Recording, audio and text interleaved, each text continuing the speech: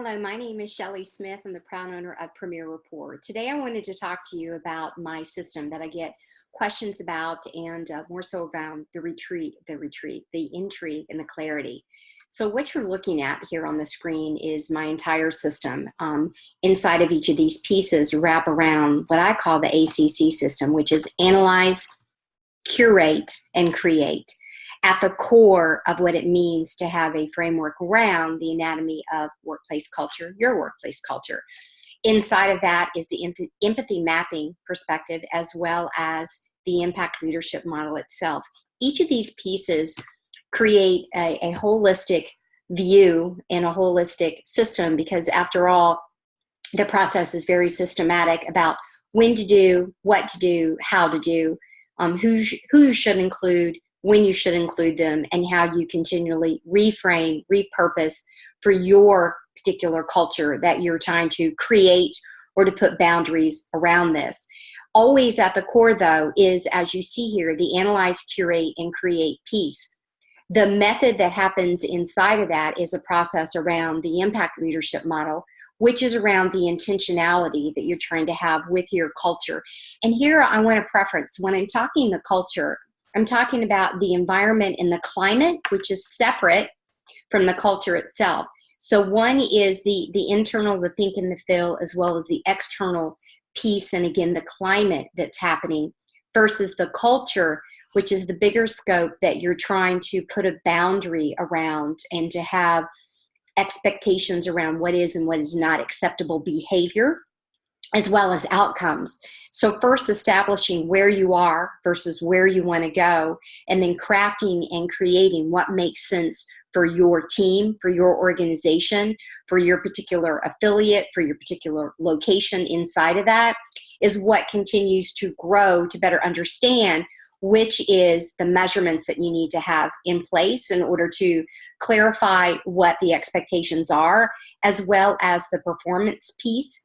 Inside of that, what's the process, what's the workflow, and again, what are the boundaries? How do we hold each other accountable?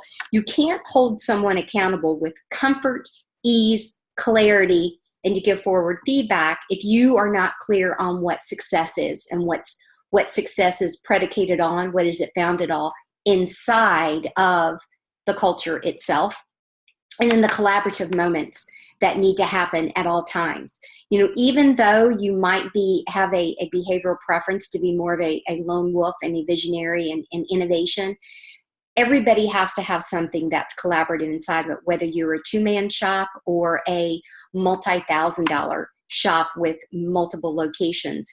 There are subcultures inside of and subclimates inside of. So what it is that you're measuring and how that you're holding others accountable are all inside of the framework of the process and your intentionality itself. And finally, those timelines and those tactics. The reason why I have the employee empathy mapping outside of that, and oftentimes we start with and we focus there first to create our intentionality, is it helps us better define the successful behaviors that we're looking for that align. And it doesn't mean that everybody has to run and think the same by any means, but what it does is it helps you frame first that climate of what they think and what they feel, what it is that they're hearing inside of your walls, inside of your teams. This goes the same thing with the outward facing, with maybe people that you use for vendors, other strategic partners. Maybe you have subcontractors that you work with as well, or different types of affiliates. It helps that unity in the community have clarity, so you know what it is that you want them to think, what you want them to say, what you want them to do, what it is that you want them to feel. The same thing with the experience that is outside with those clients, those prospects, those customers, those patients that you are serving. And then the outside frame to that is actually the framework and the anatomy of a workplace culture, of your workplace culture itself. And in order to create the frame, which is the bigger picture inside of the analysis, is we do have to analyze. And I'm not talking about stopping. I'm talking about remodeling, reframing, adjusting, pivoting in real time. So unless you're in the startup phase, which many of you watching are not, you're already in it. You're already in the thick of things, and you certainly cannot stop and pause in order to figure it out. And I'm not suggesting that. A real analysis happens in real time. A real analysis needs to see what's happening and what's functioning as it's happening and as it's functioning, as well as black and white data that you have inside of that. From the symptoms, turnover, hard to fill positions, lack of retention or lack of retention in those deemed as high potentials, problems with succession planning, both vertically as well as horizontally, lack of sales, slow of sales, maybe incredible growth that's going on and what type of growth that's going on, who it is that you're serving and how you're serving, customer reviews, employee reviews, all of that is a part of that analysis piece that starts the ACC system, but is also a part of the framework. From there, it's that employee proposition that's needed. What is it that you're looking for? Who is it that you're looking for? That it's in alignment with what it is you had in the analysis. And then moving into testing, refining, again, all in real time with an outside consultant that's an expert, with somebody who's taken a holistic view of what's transpiring.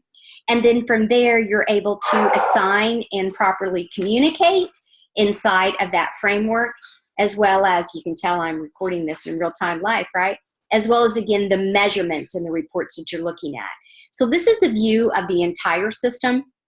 Again, the guardrails are around the frame that you're trying to create, which is the framework, the anatomy, I call it the anatomy, or the AoWC.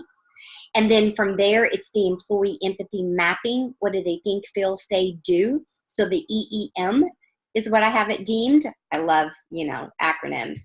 And then inside of that is the impact model itself and what the method and the process is that have guarded around the entire system, which is to analyze it and then intentionally create what it is that you're looking for, curate it, and then create that model, and always have the go-to to be able to do the litmus test to make sure that you're staying on point, and for times that you need to pivot.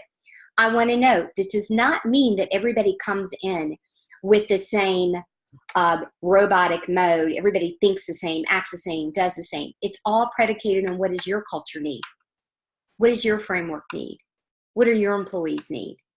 Don't get caught up so much in the thought and the excitement about it, although I love that, but do get caught up in what does this mean to you and how do you roll this out?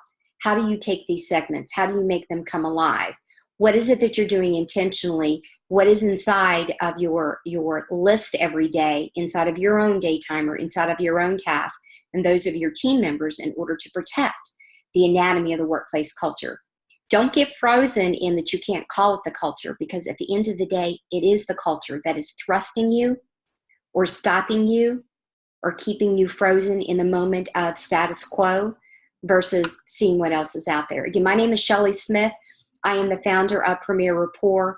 I am the creator of the systems and the processes that you see here, the 4 pieces that I use with all of my clients and allow them to get the success, the type of returns that they're looking for. If there's any questions, by all means, contact me. Until then, have a great day, and remember, culture matters. Above all things, culture matters, because it is your culture. Don't be blinded. It is your culture.